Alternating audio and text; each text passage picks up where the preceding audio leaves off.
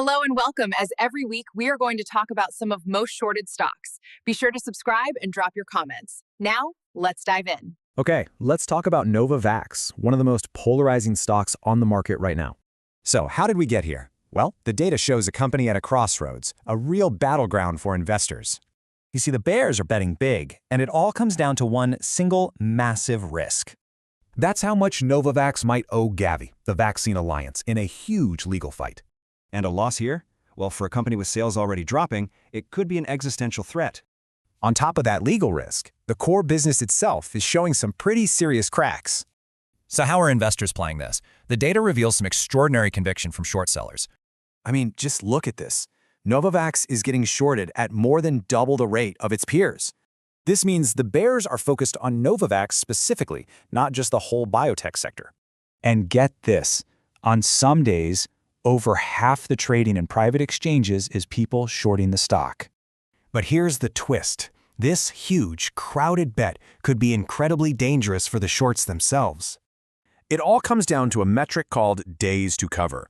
Basically, how crowded is the exit? And for Novavax, it's almost 19 days. That is a very long time to try and escape a trade. You can see why people are calling this a coiled spring. Any good news could trigger a violent surge. So the stock is balanced on a knife's edge, and it all hinges on one single event. It really is a powder keg. This is a binary bet on survival with two completely different outcomes. So the big question is, will the coiled spring snap or will it break? The Gavi ruling will tell us. So Iovance Biotherapeutics has this amazing new cancer therapy, but there's a big problem. Their drug, Amtagvi, is a total game changer. It literally uses a patient's own cells to fight cancer. So why is Wall Street betting so hard against them? Well, it's where the science hits a financial wall. You've got this ultimate showdown, a potential miracle cure versus the insane cost to actually deliver it. Okay, look at this. Iovance's margins are almost half the industry average. That's the core problem right there. Yeah, this is no simple pill. Each treatment is custom-made for the patient, which is super expensive. And all that complexity? Well, it means they are burning through cash like crazy. So the bears are focused on the high costs, the slow sales, and the risk of dilution. And all that financial pressure, it leads to Wall Street making a massive bet against the stock. Okay, so what exactly is short interest? It's just how many people are betting the stock price will fall. For Iovance, a staggering 35% of its tradable shares are currently sold short. That is huge. To put that in perspective, that's more than double the average for similar biotech companies. Think of it like this. A higher number means a bigger potential traffic jam if shorts try to get out. For Iovance, it would take short sellers about 2 full weeks to get out of their bets. This creates a coiled spring. Any good news could trigger a massive short squeeze. And even the big money is split. You have major investors taking completely opposite sides here. So it all comes back to this core tension. An incredible medical promise versus some serious financial peril. So for Iovance, is a miracle cure enough to defy financial gravity? That's the big question. Okay, let's talk about Cemtrex, ticker CETX. Something really strange is happening with this stock. So get this. Recent data showed its short interest at a whopping 136% of its shares. Wait, how is that even possible?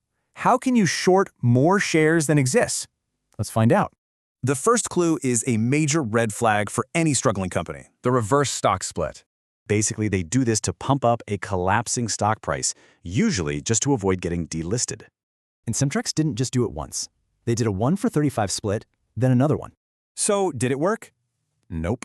The stock still cratered, losing over 99% of its value. You see, the splits are just a symptom. The real problem? It's how the company was raising money. We found something called warrant liabilities on their books. And trust me, this is where it gets dangerous. It creates what's known as a death spiral. Lenders get cheap stock and just dump it, crashing the price.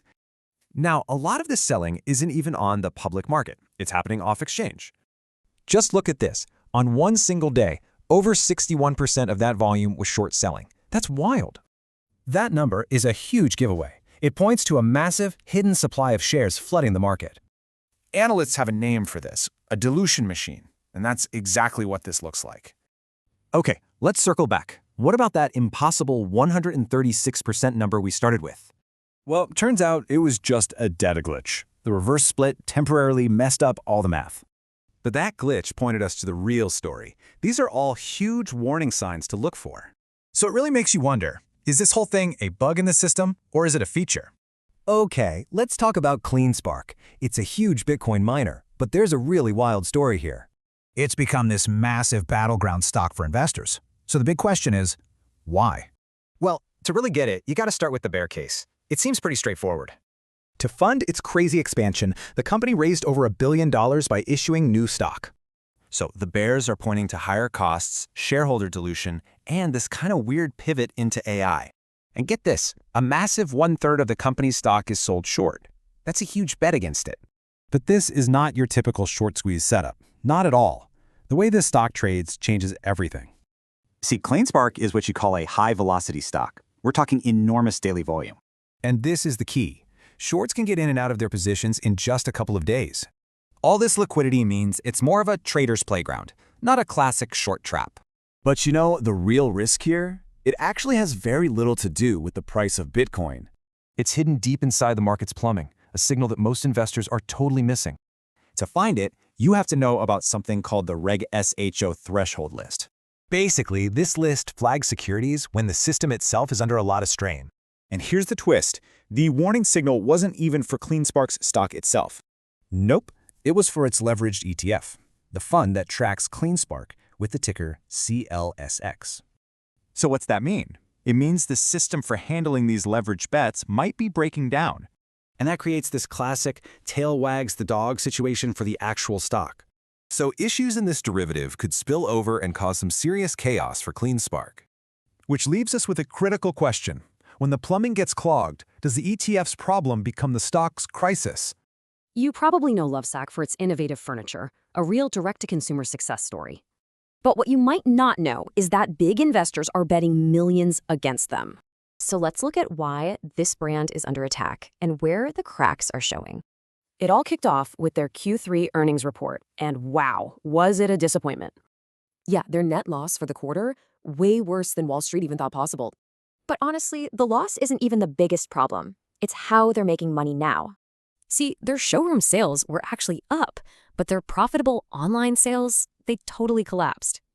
And this pivot to pricey physical stores is really starting to kill their profit margins.